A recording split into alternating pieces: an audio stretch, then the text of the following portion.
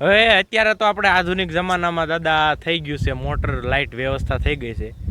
પહેલાના જમાનામાં કઈ રીતે પાણી વાળતા હતા? પહેલાના જમાનામાં આ જ કૂવો રહ્યો ને. હા, આવડો પાછળ દેખાય ને, આ જ કૂવો. હા. હવે આમાં ફરતું ફરતું ભલાઈ ગયું બધું. હા. અને ત્યારે કાંઈ મશીન નહીં. હા. પછી કો હાંકવાનો. કો હાંકવાનો. પછી આને ભારોટ કે પેલા 2 લાકડા મૂકે. હા. એની માથે ઓલા પાથરે અને પછી કોહેથી ઢાંઢાઈ પાણી કાઢે અને પાય અને ખાય એટલું વાવે અને ખાય એટલું થઈ જાય. હા. અને એ મજાના આનંદને ફૂંકવાળી નાડીને મેળા કરે. કાંઈ એવું બહુ હાઈવે ઓછી હતી. પછી થોડુંક આધુનિક આવ્યું. પછી આ જે પથ્થર રહ્યા ને આ કોઈ ખાંડના ઓલા સકડીના નથી. તો આ હાથે વાટેલા છે માણસોએ. આ બેલા રે આ હાથે વાટેલા છે.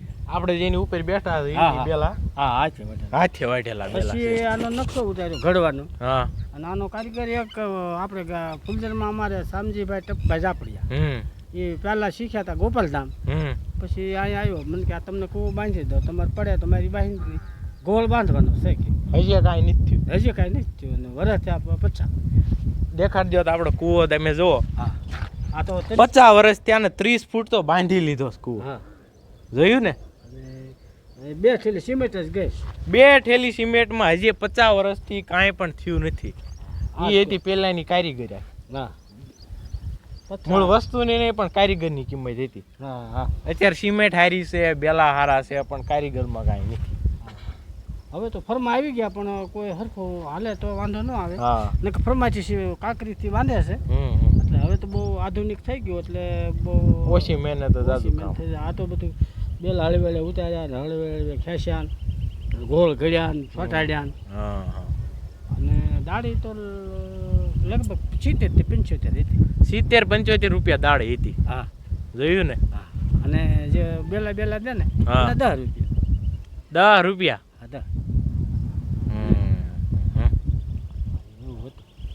એવું બધું હતું. અને આમ જોયું તો પેલાનું જીવન સુખી હતું કા દાદા? બહુ સુખી.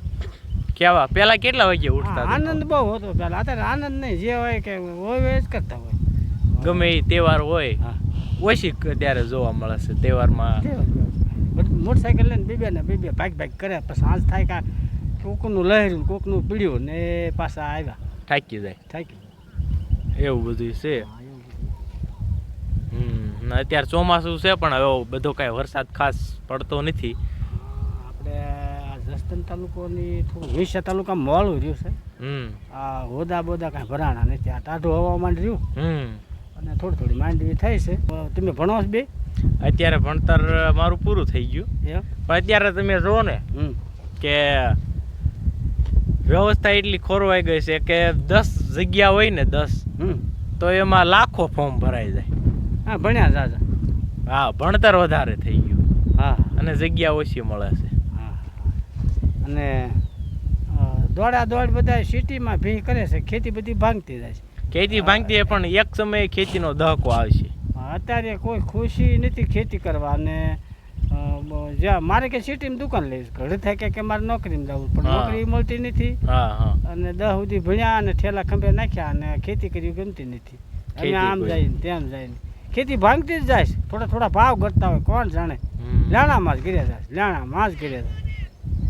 એટલે તમે જુઓ ને કોઈ એક સમયે આ રોટલી મશીનમાં નથી બનવાની, ઘઉં મશીનમાં નથી બનવાના. હા, એક સમયે ખેતીમાંથી જ બધું થવાનું છે. એ થાકશે ત્યારે. એક સમયે તો બધી ખેતી માથે જ ઉત્પાદન. ખેતી માથે અત્યારે કોઈને ખેતી કરવી નથી, બધું નકલી બનાવવું છે. હા, જીરું તો કે નકલી. હા, પૈસા કેમ આવે? હા, પછી હેરાન થાવ એ તો ભલે, પણ પૈસા કેમ આવે? ધાય ધૂતી એ કરવું છે, બીજું કાંઈ નહીં. હા, ઠેક લ્યો. તો આજના વિડીયોમાં બટ આટલું જ. મળીએ તમને કાલે નવા વ્લોગ સાથે. તો આજનો વ્લોગ કેવો લાગ્યો તમને કોમેન્ટ કરજો એકવાર.